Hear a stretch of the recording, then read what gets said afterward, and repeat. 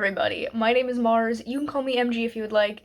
This feels really weird because I have not filmed in a while. I had a lot of video plans that I kind of just gave up on because I no longer had the drive to do them, and because I don't have a set upload schedule anymore, I'm not forcing myself to make videos that I'm not excited to make, so I kind of just scrapped them and moved on. This, though, is a video I'm very excited to make. This is part 1 of my Summer Scare readathon vlog. I love this readathon. If you don't know what I'm talking about, Summer Scare is hosted by my good friend Jess over at the Hex Library. It is a little, week and a half long readathon that is meant to celebrate all things spooky and scary, but during the summer to kind of pre-game spooky season, I guess. But this is one of my favorite readathons, in part because it is hosted by a friend of mine, but also in part because Jess and I have very similar reading tastes, so the prompts always just kind of seem to align with what I want to read anyway, so it just all works out. This technically runs from the 7th to the 16th. I'm going to be taking a couple extra days to read my books for a couple of reasons that we'll get into later, but I have decided that I'm going to do this in 2 parts because there are 9 different prompts, and usually I try to double up, triple up, whatever. This year, for some reason, I've decided to do a separate book for each prompt, and 9 books in one video seems like a lot. So we're going to split it up. We're going to do 4.5 books in each video. The half book for each is also one of the reasons why I'm taking a couple extra days, and that is because it is a short story collection. This is Shadows of Carcosa, Tales of Cosmic Horror by Lovecraft, Chambers, Machen, don't know that name, Poe, and other masters of the weird. And this is a short story collection that has 12 stories in it, so I will be reading 1 a day for the next 12 days, which 10 days for the readathon, plus 2. And I think that'll be a good way to start my reading each day. This is the book that I have picked for a book you do not own, which technically all of the books that I'm picking for this readathon are not a book I don't own. A book I didn't pay for. What am I saying? A book I didn't pay for. I didn't pay for any of the books that I'll be reading for this readathon because 90% of the books on my physical TBR are books that I got out of little free libraries, so they all kind of fit the bill, but this is the one that I've officially put in that slot. So I will read the first story in here, which is, if I pull up the table of contents, it is Message Found in a Bottle by Edgar Allan Poe. So I will read that and talk to you about it. But also, that's only one short story. I gotta read other things throughout the day, especially if I want to read 9 books in 12 days. That is a lot of reading, especially because some of these books are maybe a little bit longer, maybe a little bit denser. But we're going to start off with a quick win, and I will be reading Blue Exorcist Volume 1. This is my pick for a book under 200 pages. I think it's 198. It barely fits the prompt, but it does fit it. So I will read the first short story here and this volume of Blue Exorcist and get back to you, talk about my thoughts. I don't know what's going on in either of these things. Message in a Bottle, never heard of it, even though I've read a lot of Edgar Allan Poe. And Blue Exorcist, I think it's about a kid who's the son of Satan, and I don't know anything beyond that. So I'm going to get to reading, and then I'll come back and talk to you in a little while about where things are going to go from there. Okay, friends, it has been a few hours since I opened up this vlog, and I've done my reading. So, starting off with my short story, this was fine.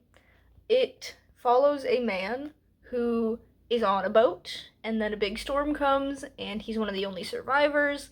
Then him and this other survivor kind of crash into this other boat, and he gets on. The crew is really weird, very off-putting vibes going on with the crew that doesn't even really acknowledge him. And this boat keeps going further and further south, and then they get sucked into a big whirlpool. And that's pretty much the whole story. So, it was creepy, but it didn't really do much else for me. So, that's that. I'm looking forward to seeing how things progress in other stories. The next one that I'll be reading tomorrow is The Squaw by Bram Stoker. No idea what that's going to be about, but I'll find out tomorrow morning. Then I did pick up Blue Exorcist Volume 1, and it's pretty much exactly what I said. It's about a teenage boy who finds out that he's the son of Satan. He then decides to become an exorcist. Things happen. This didn't really grab my attention either, so not off to a good start in terms of enjoyment for this readathon, but off to a good start in that I've already checked off one of the boxes, so that's pretty fun. I don't think I will be continuing on with this, and this book will go back into a little free library where I got it from, so yeah. I'm still happy that I have checked off a prompt. I am gonna chill for a little while now. I don't know what I want to read next, so I put up a poll on my Instagram with some emojis to represent 3 of the books that I have on my TBR. So I'm gonna let that run for a few hours and then check later on when I want to get back to reading, and we'll see what the internet and my Instagram followers have decided I will be reading next. Tonight, I will be joining my friend Jess over on her channel for some kickoff sprints for the readathon, so I'm very much looking forward to that. And whatever book that Instagram decides I'm going to read, I will be reading during those sprints. So I will check back in several hours. It's only like 12:30 right now, and the stream is not till 7 p.m., so I've got plenty of time to let the poll run and get other things done today before I get back to reading. So I will see you tonight. Okay, friends, it is now 5 p.m., and I've decided to end the poll on my Instagram, and the votes were pretty close, actually. One option got 8 votes, one got 10, and then the winner with 12 votes was The Haunting of Rookwood House by Darcy Coates. This is my pick for a book with a structure on the cover, and it's also a haunted house story, so it kind of like extra fits the vibe of the prompt, because Jess said explicitly in her announcement video and her TBR video and all that the reason she wanted some sort of structure on cover prompt was because in her head she was envisioning a house as the structure, and it was her excuse to read a haunted house book, because Jess loves haunted house books. And I'm pretty sure she's read this one. She's read like a million Darcy Coates books. She might even be the person who first recommended Darcy Coates to me. I'm not sure. I like Darcy Coates. I have read maybe like 5 or 6 of her books, so a few, but not a lot. She's got so many. I've enjoyed her books, but none of them enough to keep them, because I feel like her books are the kind of books that, like, once I know the twists and the like reveals and things like that, I don't really feel the need to go back and reread. So I only ever own the ones that are on my TBR.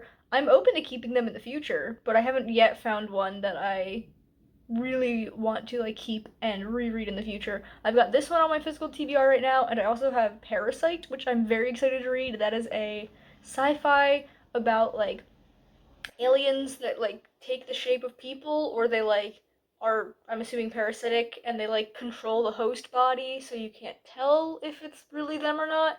Something like that. Sounds super cool. But this is the one that I will be reading. It's quite short. It's like 250 pages? 262. So I might be able to read this whole thing. I might start before the stream. I'm not sure.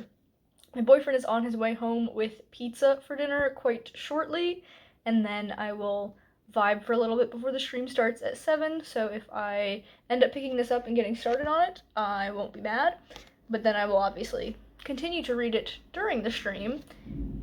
Ooh, that's thunder. I don't know if you heard that. It's been raining pretty heavily for the past couple of hours, but now there's been a lull in the rain, but then thunder has started. So I don't know what's going on with that. Hopefully my power holds tonight. But yeah, essentially, this is the next book I am going to start, and I will see you probably at some point during the stream with an update. Hello friends, it is almost 9 p.m. We are in the midst of our second sprint of the night, and I am already halfway through The Haunting of Rookwood House, so I figured I'd come and give you an update. This is flying by. First of all, the font pretty decent size. It's also very fast paced. Not like action wise, because we haven't had too much action going on, but like the story's moving along pretty well. And it's not super dense. And also, I read fast, so I'm able to read like 100 pages in an hour. But this book is about a guy named Guy, and he has had this incident with his now ex partner that has kind of made him a pariah in his town. The only person still on his side is his mom, and he has moved back in with her, and while cleaning out the attic, he finds the deed to this house, Rookwood House, and he's like, what? And his mom's like, oh yeah, I forgot about that. I inherited it in 1985 when my grandpa died, and I kind of just forgot about it. Sure. But he goes to this house. He figures he can clean it up and sell it and have enough money for him and his mom to move out of Dodge and find a place where they don't know him or this story about him. Then he gets there and he is thoroughly creeped out. He's hearing things, he's seeing things, he's having weird dreams when he stays at this house. There's these two teenagers who break in the middle of the night, and they're like, yeah, this place is like haunted, which is why a bunch of teens always come and try and like spend the night or whatever. It's like a dare kind of situation. And they tell the story of this family that lived there in the 60s, where apparently the dad had some stalker who was obsessed with him and was convinced that they were supposed to be married and everything.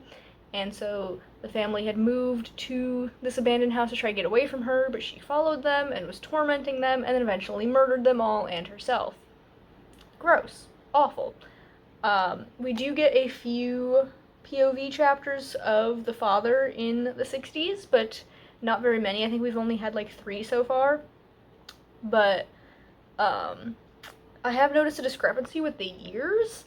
On the back of the book, it says 40 years ago this happened, but if the original timeline is in 1965, which it is, and the current, like, modern-day timeline is in 2015, which is what it says it is, that's 50 years, and it even says in the story that the guy, like, looks at the history of the house, and he's like, it's sat abandoned for 50 years, so I don't know why the back of the book says 40. There's also a time where after he finds the deed that is, like, marked 1985, later on he's thinking to himself about how his mom has owned this house and forgot about it after 20 years, but if it was 85 to 2015, that's 30 years. So I don't know why this like decade discrepancy has happened multiple times, but that has stuck out to me. Other than that though, I am enjoying it. It's not anything super special, but it's fun. Like I said, it's fast paced, so I'm gonna keep reading and I might be able to finish it tonight.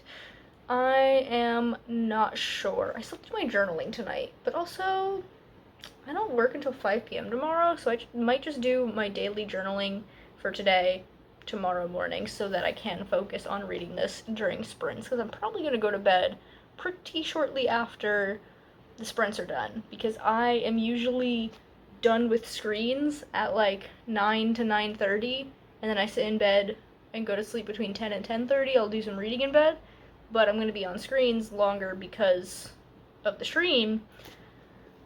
So I'll probably just want to go to bed like immediately after that, because if I stay up too late or use screens too late, I will get a headache. But it is a sacrifice I'm willing to make to hang out with a friend who I have not gotten to hang out with in a very long time.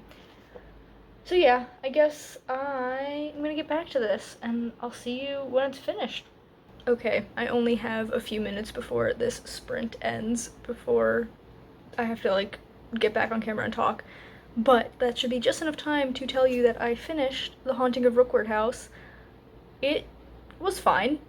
Like I said, it was very fast-paced, which I appreciate. It was an easy read, which I appreciate. Also, very nice, like, feel to it physically. It's, like, pleasant to hold. The outside is that, like, buttery texture, and it's, like, pretty floppy. So my hands don't hurt after reading it for this many hours, which is great. If you didn't know, I am disabled. I have problems with my joints, specifically the ones in my hands don't work very well, so sometimes it really hurts to hold a physical book, but this one was pretty nice, so that's good. This is not the Darcy Coates that is going to wow me into keeping it. It will go back in the Little Free Library ecosystem where someone else can read it and enjoy it. But overall, this was fine, nothing special. Towards the end, it did veer into some weird things that I'm not sure I liked the direction of, but it was okay. Guy, our protagonist, very unlikable. I kind of hated him from page 1 even to the final page, but it's fine. He's not supposed to be likable. I think he is supposed to be, like, redeemed, though, and I don't think so. But anyway, yeah, that is that. Our second book done, which means I only have 2 more to read for this vlog. I don't feel like deciding which one I'm going to read next right now, because it is almost 10:30 p.m. and I am sleepy. So I'm going to finish out the stream and then go right to bed, and I will see you tomorrow morning with whatever book I decide is going to be the next book I read for the readathon and for this vlog. Good morning, friends.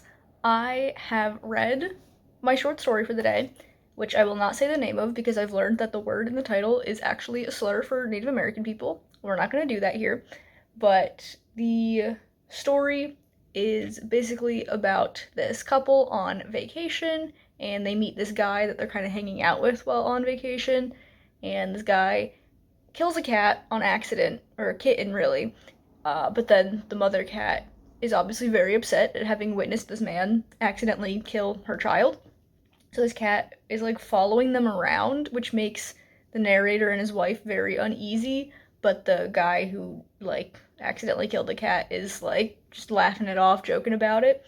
And then they are like touring around this castle, cat's still following them around, and there is an Iron Maiden, which, if you did not know, is a torture device. And so this guy is like joking about it. He's like, oh, let me in there. I want to like see what it was like. And so he's in it, and then the cat ends up causing it to close, impaling this guy and killing him, and then the cat drinks the person's dripping blood.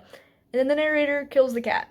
So, and the reason it's titled after this slur for Native Americans is because the guy who did the killing tells a story about a Native American person who killed someone who killed their child, and then the narrator ended up killing the Native American person. It all comes full circle. Still, we're not going to say that word if it's a slur. So, that's that. I think this one was definitely more my speed than the first book in the collection. Definitely more interesting to me. But that is the story done. Tomorrow's is by Ambrose Bierce, which he is the only person in this collection to have more than one short story. The other authors all have one, and he has 3 for some reason. So the first one that we'll be reading tomorrow is called Maxon's Master. Don't know what that's about, but we'll see tomorrow. As for my next novel that I will be reading, I've decided the longer I think about The Haunting of Rookwood House, the more disappointed I am. There were a couple of, like, surprising moments, but there was never really anything that truly scared me. Like, my heart was not racing, I wasn't, like, looking over my shoulder, because, like, there are a lot of moments in this book where the person, the main character, he, like, hears something behind him, he feels a presence behind him, and when I'm reading that sort of thing, sometimes I get a little bit paranoid, and I'm like, but that didn't give me those feelings, even when those moments were happening. And then the ending was just kind of weird, especially with the redemption of the character. I just didn't like that at all. So the more I think about it, the less I enjoyed this book. And I want to read something that will actually scare me. So looking at my stack, I've got a few contenders, but I think the book that has the highest chance of actually scaring me might be Molka by Monica Kim. This is the book that I put in the prompt of diverse to me, because Monica Kim is Korean, and I very much am not. But I have heard that people who like Kylie Lee Baker like Monica Kim, or their books, And I really enjoyed Bat Eater and Other Names for Cora Zhang. It was one of my favorite books that I read last year. I also read Japanese Gothic earlier this year and enjoyed it, so I definitely like that vibe of writing. I have not read Monica Kim's other book, The Eyes Are the Best Part, but I've heard good things about it, and I do want to check it out at some point. But we'll be reading Molka instead, because it is the one that I found in a little free library, which is very surprising because I'm pretty sure this didn't come out until like very recently. So I think there's like some sort of bookish influencer who lives in my neighborhood because there are a couple of little free libraries that, okay, you can keep barking, I guess. But there are a couple of little free libraries that have very often new releases and arcs in them. So I feel like there's someone who's getting sent books by the publisher, putting books out in little free libraries, which is fantastic for me. But molka is a Korean word. It means like a hidden camera that is used to get like scandalous or illicit footage of women or celebrities, basically any way to like manipulate people. And it's been a while since I read the synopsis of this book, but I believe it's about a woman who's in a relationship with a celebrity and they're caught on one of these like secret cameras and the footage gets out. He like flees the country or something to avoid the scandal and she is rightfully upset with that. She somehow gets involved with this guy who works in IT to try and do something. I don't know. It says she has a thirst for revenge. So I assume she's getting revenge. But it also says he has a taste for voyeurism because this guy who works in IT that the main character gets caught up with is actually secretly stalking her. So we'll see. This isn't a very long one. It is 284 pages, so only like 20 something pages longer than The Haunting of Rookwood House, so it shouldn't take me too long. But this weekend, I definitely have less time to read. Today, I'm going to be running a few errands, and then I have work from 5 to 11. I'm closing tonight, and then I get to open tomorrow. I hate closing and then opening, especially on the weekend. It just ruins the whole vibe. But tomorrow I'm working from 10 to 5, so I'll have a little bit of time to read today, and I'll have a little bit of time to read tomorrow after work, but not very much. But then I'm off on Monday, and I plan on reading a lot then. So I'll see you with an update when I have one. Good afternoon, friends. Happy Monday. It is in fact Monday. I did not update you guys yesterday. I was just really tired after closing Saturday, opening Sunday. I just did not want to be on camera. But that just means we've got extra things to talk about in this clip. So I have two short stories to talk about from the Shadows of Carcosa compilation. That's not the word I'm looking for. Collection? Sure. But if I can find the table of contents, we had two stories by Ambrose Bierce, because I think I mentioned how there are three by that guy, and then every other author in this collection only gets one short story. I don't know why. But the one that I read yesterday was Moxon's Master, and this is about a guy who is debating the like definitions of life and machinery and things like that with his friend, and then he leaves, comes back, and like kind of watches as his friend is playing chess against this robot that he had built to play chess with, and the guy wins, and in a fit of rage, the robot kills him. Why the robot feels rage? I guess that's the scary part of the story. And it was good. I enjoyed the writing style. It was just a little bit bland story-wise. Like, it was very straightforward. I think my upstairs neighbor is like pacing. Those are some really loud footsteps and it startled me. Anyway, the second story, the one that I read this morning, was called The Damned Thing, and this was a little bit more interesting to me, and I was gonna say it's the first one that truly feels like cosmic horror to me, but the first story, the Edgar Allan Poe one, did feel cosmic horror. The next two didn't. This one, The Damned Thing, did, where essentially it is told in 4 parts. The first part is like kind of setting up this situation where a man has died under very gruesome circumstances, and we're like kind of just placing the scene of these people trying to figure out what happened. The second part is this guy, our main character, I guess, coming in and being interviewed and telling his side of things because he witnessed this happen, and it was like a very strange hunting situation where they were hunting the damned thing, which is like this unknowable creature. Then part three, what was part three actually?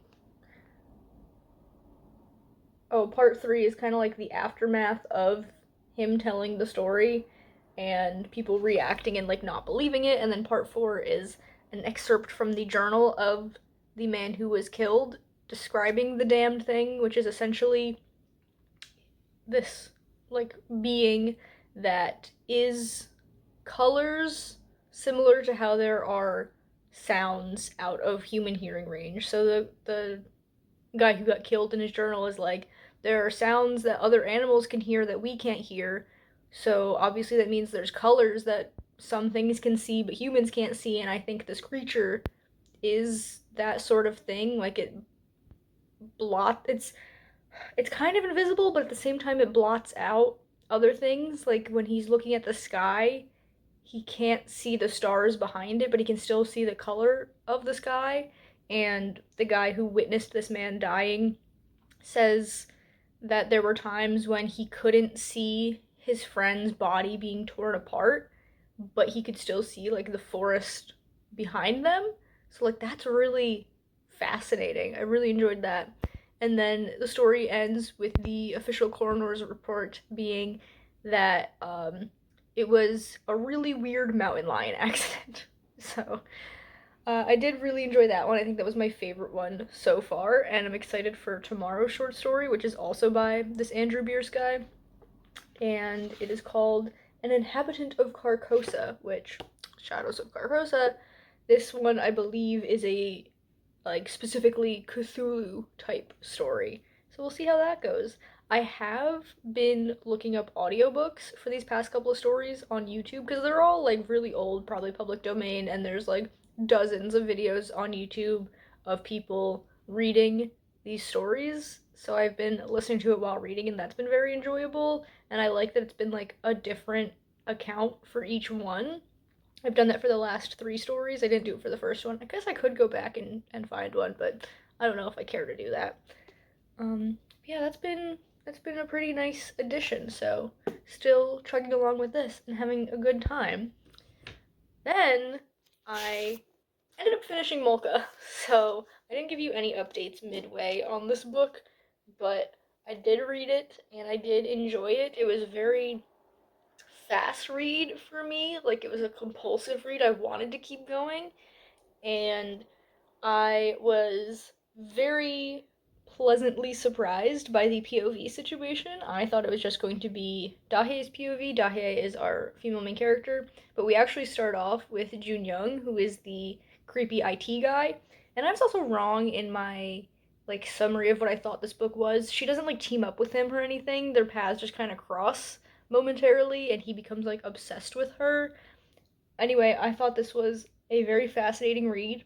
I can see why people say if you like Kylie Lee Baker, you will like Monica Kim. The writing styles feel very much aligned with each other, so I do support that. If you like one, you'll probably like the other. And I'm definitely interested in reading her other book, The Eyes Are the Best Part, which I think has cannibalism in it, and I do enjoy cannibalism in fiction. In fiction specifically, I have to emphasize that because sometimes I have said some things online where I meant like I enjoy reading about that sort of thing in fictional circumstances, and people have been like, oh, that's so weird. Like, I don't mean in real life. Anyway, this is the kind of book where I enjoyed it enough that I would keep it on my shelf for 6 months, 10 months, a whole year, but eventually I would decide that I'm probably not going to reread it and then unhaul it. So I'm tempted to just unhaul it now because I am doing a massive, like, not necessarily just an unhaul, but like, my boyfriend and I are reorganizing this room. This room is half my office, half his bike stuff, and we're reorganizing the whole thing. And so since we're moving my bookcases, I figure I might as well kind of take a look at my collection, and I've already pulled like 30 to 40 books off these shelves that I don't feel the need to keep. So I don't know if I should just put this one directly on the unhaul pile, or if maybe I should keep it for a little bit. I don't know. At the very least, I'm keeping it till the end of the readathon for wrap-up purposes, but we will see if it survives past then, because I did enjoy it, but it wasn't like an ultimate favorite, you know? So that's that. The next book I'll be picking up, and the final book I'll be reading for this half of the readathon, for this vlog, is I Was a Teenage Slasher by Stephen Graham Jones. This was not originally on my list of books to read for this readathon. It was not part of my TBR. I actually just picked this up out of a little free library yesterday on my way to work. And I just am really in the mood for it, because Molka did have that creepiness again, but it didn't really scare me, and I want to be scared. I want to be, like, enthralled by the horror in the story. And maybe a slasher will do it. And I will be putting this in the prompt of a spooky word and title. The spooky word and title that I originally had, the book I had put in there, it was the one that I was definitely the least interested in reading out of the stack anyway. Eventually I'll get to it, or maybe I'll unhaul it a little while unread, who knows. But slasher, definitely a spooky word in my opinion. And this is going to be my first Stephen Graham Jones. I'm very excited. I have been wanting to read from him for a while. All of his books sound right up my alley. I have been warned that his books tend to be very gory. Luckily, I don't care about that sort of thing. I enjoy some gore. I don't like gratuitous gore, but I do appreciate its aspect of the horror genre. I do like body horror, that sort of thing. So I don't think the gore is going to bother me. But this follows two people in 1989, the year my sister was born. Actually, July 1989 is the month my sister was born, so that's kind of funny. But there are two characters mentioned in this blurb, Tolly and Amber, and then there's a body count happening. People are dying left and right. So I think one of these characters is the slasher. I mean, like, I was a teenage slasher. Like, that's what it seems like it's gonna be, that we're gonna get a point of view from the killer, and maybe the other character is the final girl? I don't know. I'm very intrigued. This is longer than the other books I've read so far for this vlog. Very long acknowledgement section. 364 pages, so a little bit chunkier, but I'm very exciting. Very exciting. Wow. I clearly have been rambling for too long. I'm very excited to be reading this book, and I will hopefully actually give you an update partway through. Hello friends, and happy Tuesday. It is just about 5:30 p.m. I did not update you before I went to work because, quite frankly, I didn't want to. I didn't want to get in my pajamas and look somewhat presentable for the camera, so I didn't. But I did do my reading in, if I grab it, I should have prepped beforehand, but I didn't. Shadows of Carcosa. I read, is it A Citizen of Carcosa?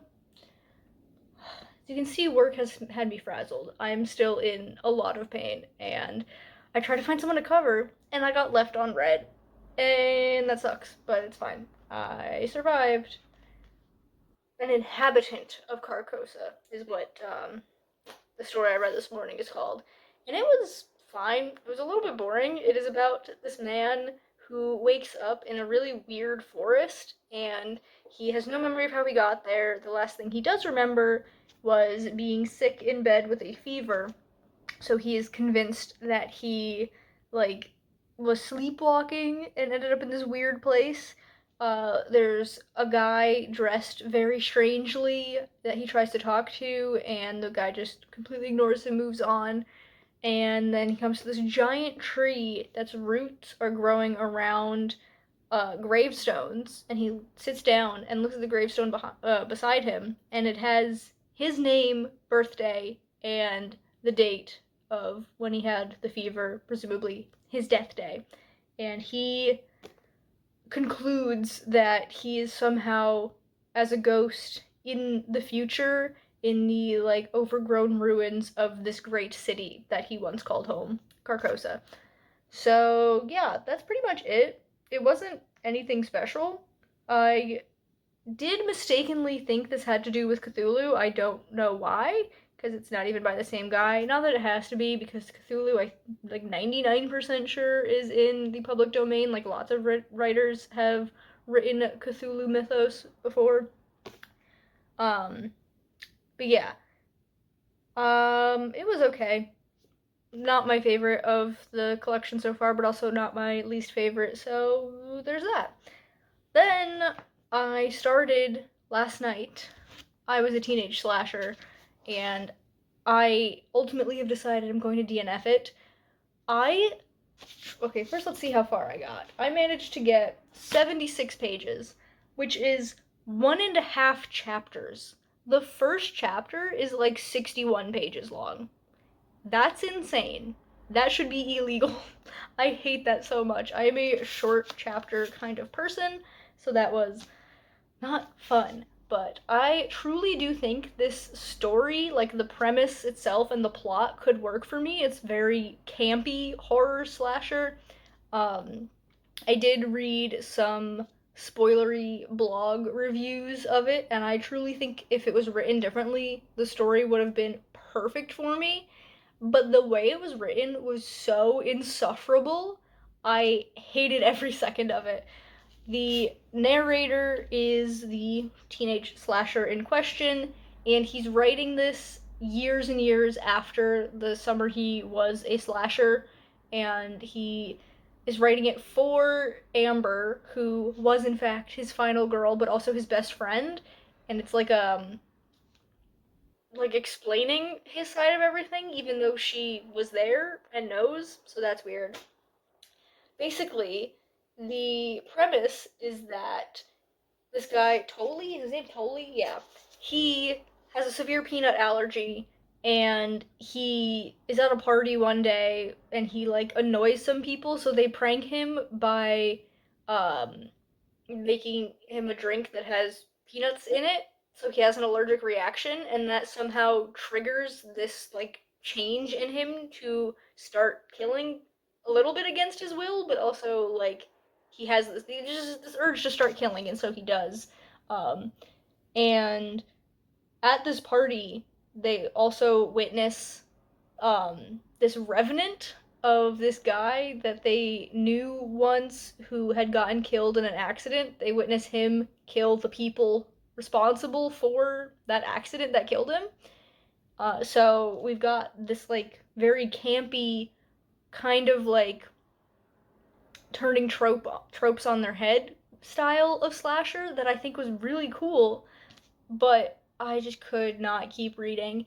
Every other sentence ended with a question mark because the narrator was, and also the other characters in dialogue were ending all their sentences with, you know, or maybe, or I guess. So everything ended in a question mark, and that was really stupid. Also, there was not a single scene that was not interrupted by at least 6 like little anecdotes that had to go and be told before we could actually continue on in the moment. Nothing was told in any sense of chronological order. It was just so terrible to read that I could not keep going, which sucks because, like I said, I think I would really enjoy the story itself if it was just written differently. So, yeah, kind of a bummer for my first Stephen Graham Jones, but I still think I'm going to give his other books a try. I feel like that this book not working out for me is not a deterrent for me to try his other works. So, there's that. I hate ending a vlog on a DNF, but that was the 4th book that I was reading for this vlog. So that means we've come to the end of it because I'm going to read the other 4 and the rest of the short stories in a second vlog. So yeah, it's been an okay ride. Well, I was gonna say I didn't hate anything that I read, but I did kind of hate I Was a Teenage Slasher, but really just the writing style. But everything else was pretty good. Not anything spectacular, but I enjoyed reading it. We are going to hope for better results in part 2, though. So if you've enjoyed this video, be sure to check out that one when it comes out, and I'll see you there. Bye, everyone.